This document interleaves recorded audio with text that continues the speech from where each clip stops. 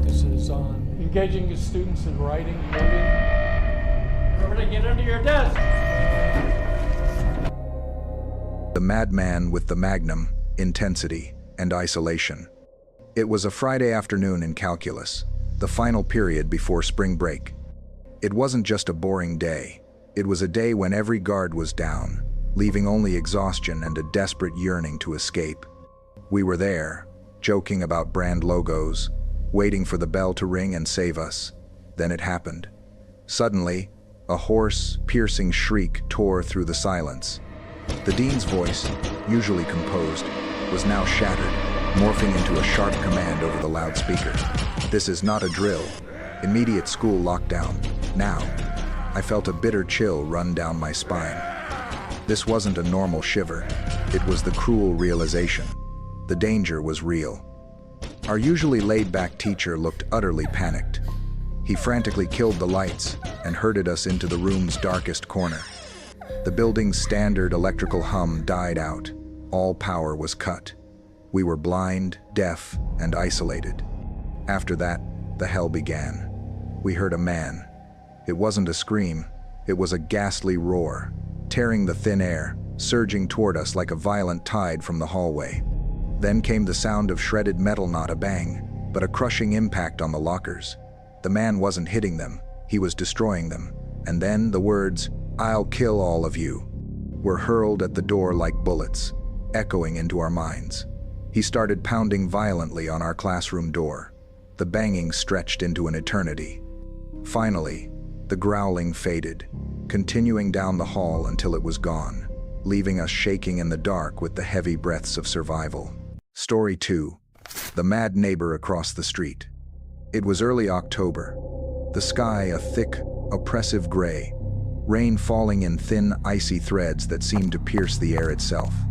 The schoolyard was silent except for the wind whispering through the trees, like it was trying to warn us of something terrible coming.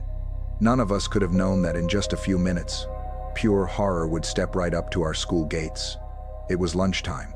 The cafeteria buzzed with chatter, laughter, and the metallic clatter of trays. I had just opened my milk carton when a deafening boom shattered the air. Then 3 more followed, one after another, sharp, violent, and closed like someone was smashing the sky open with a hammer.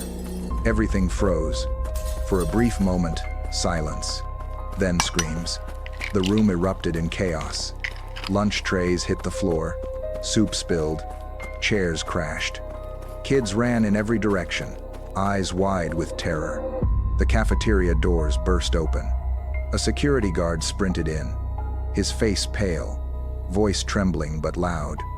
"Everyone to the multi-purpose room. Now, move." Those still in line dropped their food and ran. Shoes squeaked across the wet tiles. I was shoved from behind as hundreds of us stumbled down the hall, hearts pounding like war drums.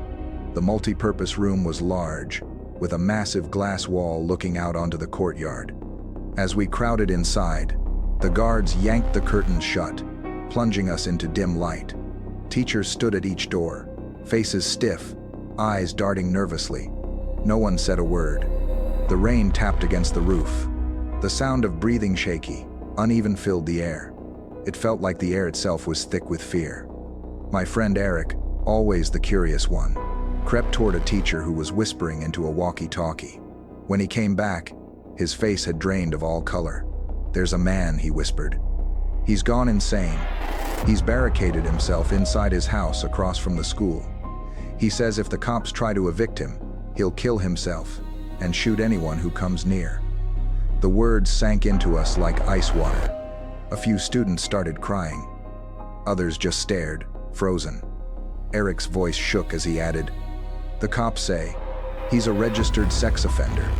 He's been standing outside for days, just watching the kids from his yard, smiling." A chill rippled through the room. Even the teachers looked terrified. The thought that someone like that was standing right beyond those glass walls made my stomach twist. We were locked inside for more than an hour. The ticking of the wall clock sounded like gunshots.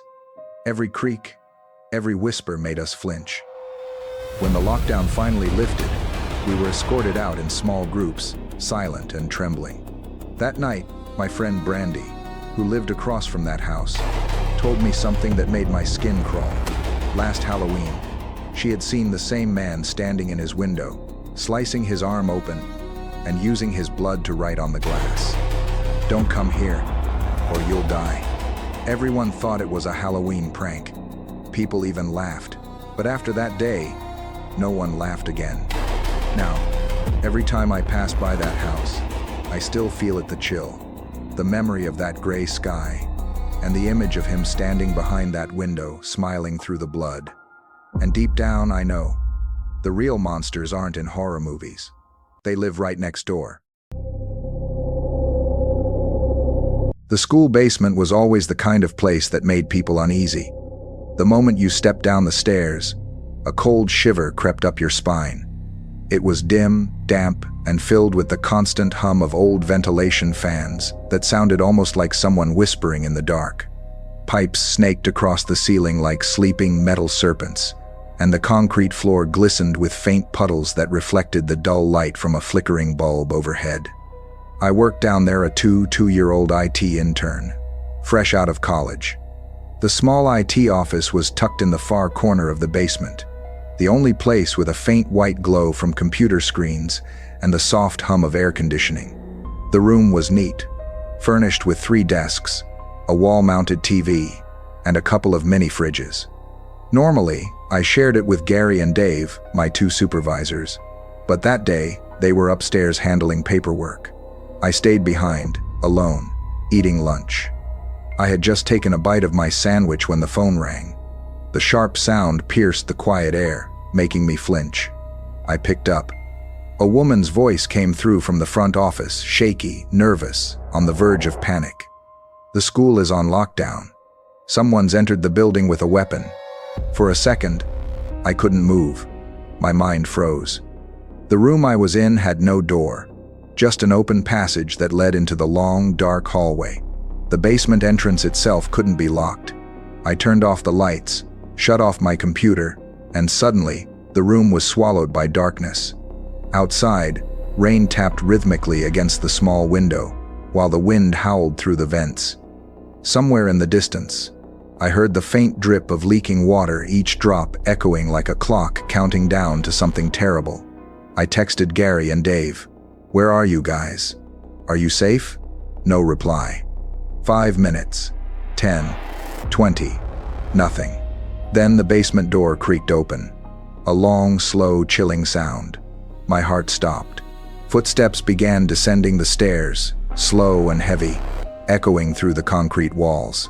I ducked under my desk, holding my breath. The sound came closer and closer until it stopped just outside my office. Silence. A silence so deep it pressed against my eardrums. Then ding. My phone buzzed with a new message. That small sound in the darkness felt like a gunshot.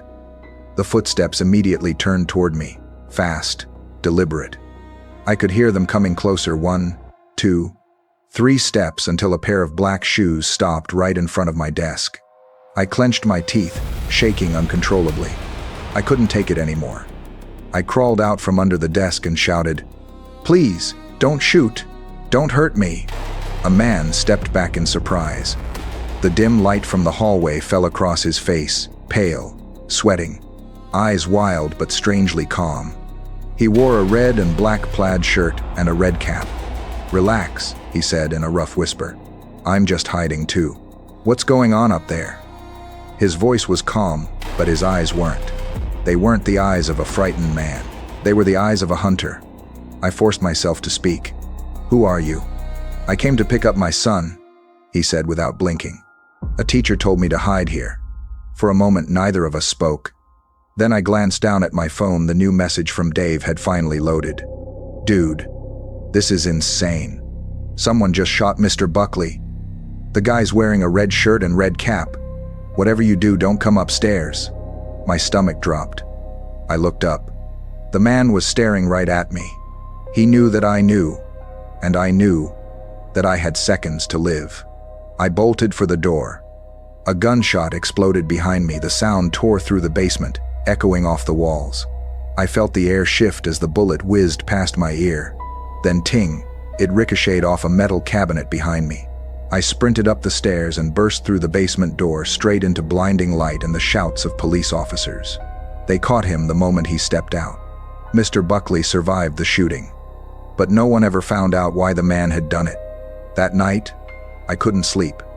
Even now, when I close my eyes, I still hear it, the echo of that gunshot, the dragging footsteps on concrete, and that single sharp ting of a bullet missing my head by inches. A tiny sound, but one that will haunt me forever.